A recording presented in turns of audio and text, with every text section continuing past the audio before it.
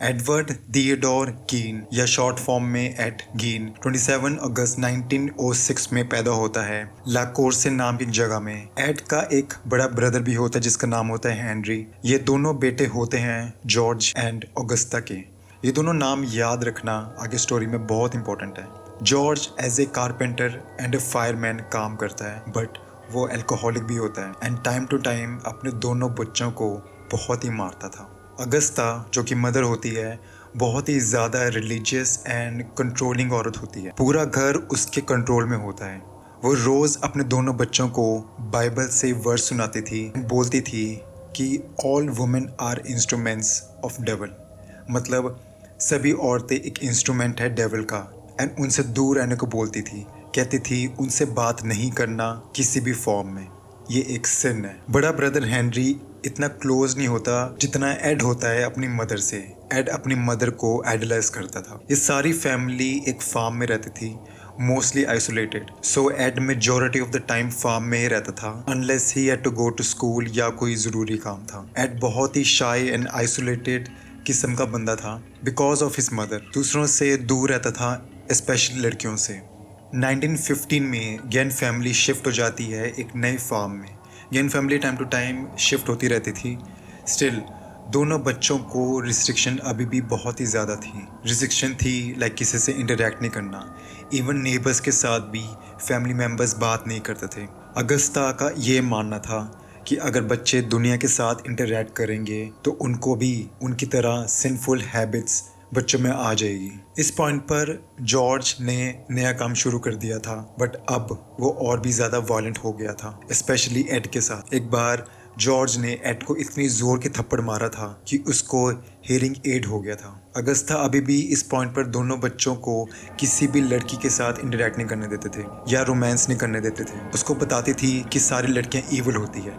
वो बाइबल से वर्स पढ़ती थी अबाउट पनिशमेंट कि अगर तुम लड़कियों से इंटरेक्ट करोगे। ऐसी टीचिंग्स की वजह से एड कभी भी लड़की के साथ डेट नहीं जाता या सोशली इंटरेक्ट नहीं करता था। 1940 में जब एड 33 साल का था उसके फादर जॉर्ज की डेथ हो जाती है due to heart failure. Father की डेथ के बाद दोनों बच्चे इधर उधर जॉब करना शुरू कर देते थे अपनी फैमिली को सपोर्ट करने के लिए। दोनों लड़के काफ़ी हार्ड वर्किंग एंड ऑनेस्ट थे। 16 मई 1944 को दोनों भाई फार्म में घास भूस को आग लगा रहे थे एंड सडनली उनके खेत में आग लग जाती है। समहाउ वो दोनों आग बुझा देते हैं। आग बुझाने में उनको रात लग जाती है एंड रात तक आग बुझने के बाद हेनरी गायब हो जाता है। लोकल शेरिफ को बुलाया जाता है, रिपोर्ट करी जाती है, सर्च पार्टी बुलाई जाती है एंड उनको हेनरी की एक मरी हुई डेड बॉडी मिलती है जहां आग लगी थी। उसकी डेथ को एक्सीडेंट बता दिया गया था because of smoke caused by fire and heart failure.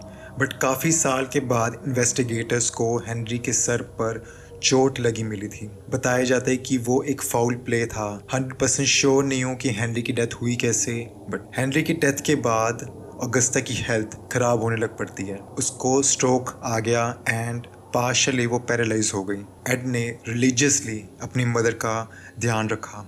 Agusta को खाना खिलाना, नहलाना, बाइबल से वर्स सुनाना, घर के काम करना, जॉब करना, बट टाइम के साथ अगस्ता की हेल्थ और भी खराब हो गई। 1945 29 दिसंबर को अगस्ता की डेथ हो जाती है at the age of 67। Augusta की डेथ की वजह से एड डेविस्टेटेड हो जाता है। एड ने बताया कि उसकी लाइफ में वही एक दोस्त थी एंड वही उसका सच्चा प्यार था एंड वो भी चला गया। एड ने अपनी मदर के जाने के बाद उसका रूम भी सील्ड ऑफ कर दिया था, एक तरह से एक म्यूज़ियम बना दिया था। रूम वैसे का वैसा ही था since the day Augusta died. उसको लगता था कि ऐसा करने से उसको फीलिंग आती रहेगी कि उसकी मदर अभी भी जिंदा है। उसी घर में एक ही छोटे से कमरे में एड रहने लग पड़ा था, बाकी सारा का सारा घर वैसे का वैसा ही था। एड रियली अपने घर को छोड़ के जाता था। वो तभी बाहर जाता था जब कोई ज़रूरी काम हो। धीरे धीरे वो फार्म की तरफ भी कम ध्यान देने लग पड़ा था एंड फार्म धीरे धीरे खराब भी होने लग पड़ा था। बट 1951 एड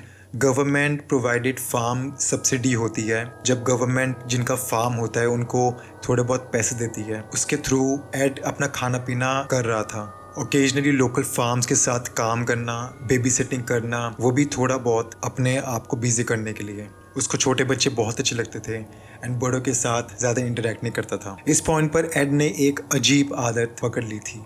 वो बुक्स रीड करने लग पड़ा था कैनिबलिज्म पर। नाजी वॉर के टाइम पर एक डॉक्टर थी जिसका नाम था डॉक्टर इसे कोच, आई होप मैंने नाम सही प्रोनाउंस करा हो। उसको बिच ऑफ बिचेन वॉर्ड भी बुलाते थे। वो फेमस हुई क्योंकि वो लैम्प शेड्स बनाती थी इंसानों की चमड़ियों को यूज़ करके, इंसानों को मार के एंड उसका स्किन यूज़ करके वो लैम्प्स बनाती थी। एंड एड को ये बात बहुत ही ज़्यादा फैसिनेटिंग लगती है। उसने उस डॉक्टर की स्टोरी एंड अपनी लाइफ की स्टोरी कनेक्ट करी एंड उसने सोचा कि मैं भी अपने घर को ऐसे डेकोरेट करूंगा ह्यूमन बॉडी पार्ट्स को यूज़ करके। एक दूसरा रीज़न था कि वो अपने घर में उन मरे हुए लोगों की बॉडी पार्ट्स रखेगा जिसके थ्रू उसको अपनी मदर की याद दिलाए। ये वो पॉइंट था जहाँ पर एक इनोसेंट लोनर चेंज होने वाला था। एड ने डिसाइड किया कि वो ये चीज़ ग्रेवयार्ड में जो फ्रेश डेड बॉडीज है उनको यूज करके अपना घर में डेकोरेशन करेगा। वो रात को ग्रेवयार्ड जाता है तो उन डेड बॉडीज की ग्रेव रॉब करता है जो कि मिडिल एज की होती है एंड उसको उसकी मदर की याद दिलाती है। फिर ऑलमोस्ट 10 साल तक 1947 टू 1957 तक वो ग्रेव रॉब करता है। वो रात को जाता है ग्रेवयार्ड एंड उन बॉडीज को लेके उनको काट के घर ले आता था। वो उन लोगों की बॉडी पार्ट्स को यूज़ करके एज ए आर्टिफैक्ट यूज़ करता था। लाइक घर पे लाइक शेल्फ पे बॉडी पार्ट्स सजा देने, किसी सीलिंग के थ्रू सजा देना, किसी टेबल पे सजा देना। वो एज ए डेकोरेशन उन बॉडी पार्ट्स को यूज़ कर रहा था। फॉर एग्जाम्पल वो स्कल को एज ए बाउल यूज़ करता था, उसके अंदर खाना डाल के वो खाता था। ऑर्गन्स को जार में बंद करके रखता था, ह्यूमन फ्लैश को एज ए फर्नीचर। उसने इवन लैम्प शेड्स भी बनाए थे जो कि उस डॉक्टर ने बनाया था। एंड सबसे डिस्टर्बिंग चीज़ बनाता है एक सूट। उसने एक औरत के अंदर से सभी कुछ निकाल के सिर्फ और सिर्फ स्किन रह गई थी एंड उसको डालकर सोता था। वो एड बताता था कि उसको ऐसा करके उसको अपनी मदर की याद आती थी, ऐसा लगता था कि वही मदर है। अंटिल नाउ वो सिर्फ और सिर्फ मरे हुए कोप्स की बॉडी यूज करके अपनी मदर को याद करता था। 8 दिसंबर 1954 को एक टेवरन ओरन मैरी होजेन जो कि होती 51 साल की, उसको गोली मार देता है। मारने के बाद उसकी बॉडी के पार्ट्स भी एज ए आर्टिफैक्ट रखता है अपने घर पे। मैरी भी एड को उसकी मदर की याद दिलाती थी। जब एड ने मैरी को मारा था तो पुलिस ने जब इन्वेस्टिगेट किया था तो पुलिस को ज्यादा कोई लीड्स नहीं मिली थी एंड केस ठंडा का ठंडा ही रह गया था। बाद में इसी सिमिलर रीजन की वजह से एड एक और मर्डर करता है। एड का दूसरा मर्डर होता है एक 51 साल की विडो औरत बर्नेस वार्डन जिसका एक हार्डवेयर स्टोर होता है। 16 नवंबर 1957 इस दिन वार्डन का बेटा फ्रैंक जो कि एक डेप्यूटी शेरिफ होता है, पुलिस होता है, वो अपनी मदर के शॉप यानी कि स्टोर में जाता है एंड देखता है कि स्टोर तो बंद पड़ा हुआ है एंड देखता है कि शॉप के पास थोड़े बहुत ब्लड स्टेन है। विटनेसेस ने एड के बारे में बताया कि वो पिछली रात स्टोर के पास घूम रहा था एंड फ्रैंक अपनी टीम इकट्ठी करके एड के घर पे पहुंचते हैं एंड एड को अरेस्ट कर लिया जाता है। 17 नवंबर 1957 ऑफिसर्स ने जब एड के प्रॉपर्टी को इन्वेस्टिगेट किया, उनको अपनी लाइफ का ट्रॉमा मिल गया था। उन्होंने देखा कि एड का जो फार्म हाउस था, अकॉर्डिंग टू पुलिस 10 औरतों के सर मिलते हैं एंड ऊपर से उनकी स्किन उतारी गई है। जार्स में ऑर्गन्स भरे हुए हैं, स्किन को एज ए बेल्ट यूज करा जा रहा है, अलग तरह के ह्यूमन स्किन कलर्स मिले हैं। फार्म हाउस एक तरह का ब्लड स्विमिंग पूल बना हुआ था एंड सबसे ज्यादा डिस्टर्बिंग था एक चेयर। ये चेयर कवर्ड थी ह्यूमन स्किन से। वहां पर मैरी एंड वार्डन दोनों के सर भी मिलते हैं बट वार्डन का सर के साथ साथ उसकी बॉडी भी मिलती है। पुलिस ने बताया कि ये एक तरह का एक म्यूजियम ऑफ हॉरर है। एड ने वहीं पर कन्फेस कर लिया था कि ये सब चीजें उसने करी थी। उसने ग्रेवयार्ड जाकर औरतों की बॉडी रॉब करी एंड मैरियड वार्डन को भी मारा था उसने। And on top of that farm house was filled with evidence. This was enough to show evidence in the court. इतने ग्रूसम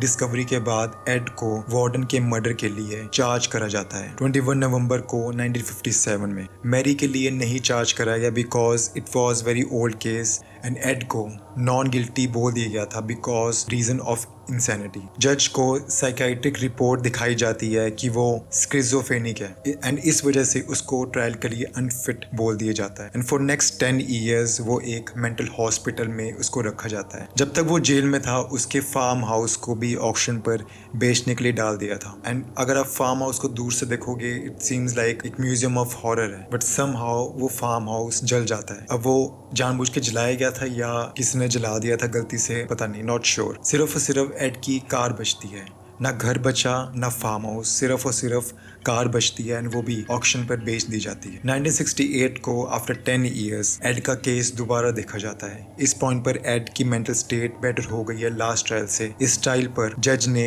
फैसला दिया कि एड इज नॉट गिल्टी। जज ने बोला यस उसने मर्डर किया था, बट जब वो किया था वो लीगली इंसेन था एंड उसको पता नहीं था कि क्या सही है क्या गलत है। Because of this verdict Ed को जेल नहीं भेजा जाता बल्कि एक मेंटल इंस्टीट्यूशन भेजा जाता है। मेंटल इंस्टीट्यूशन भेजने के बाद वो अपनी बाकी की लाइफ वही निकालता है। कभी किसी को परेशान नहीं करता, ट्रीटमेंट पूरा लेता था, कभी गार्डनिंग करता था जो हॉस्पिटल में था बिकॉज उसका फार्मिंग बैकग्राउंड था। नर्सेज उसको बहुत ही पोलाइट एंड जेंटल बोलती थी, कभी भी एग्रेसिव बिहेवियर नहीं था। 26 जुलाई 1984 को at the age of 77 Ed की डेथ हो जाती है बाय लंग कैंसर। हॉस्पिटल को पता होता है बट दे न्यू कि इसके बचने के चांसेस ज़्यादा नहीं है। उसकी डेथ के बाद उसको उसी ग्रेव में दफना दी जाता है जहाँ से वो ग्रेव रॉब करता था। नेटफ्लिक्स पर एड गेन के ऊपर एक नई सीरीज आई थी, सोचा I should make a video on it. Initially I was disturbed जब मैं रिसर्च कर रहा था, but by the and I felt very sad for him, not justifying his action but he just did everything because he missed his mother. वो बस अपनी mother की होने का एहसास चाहता था। इवन दो उसकी मदर काफी ज्यादा कंट्रोलिंग एंड गलत टीचिंग्स देती थी, एड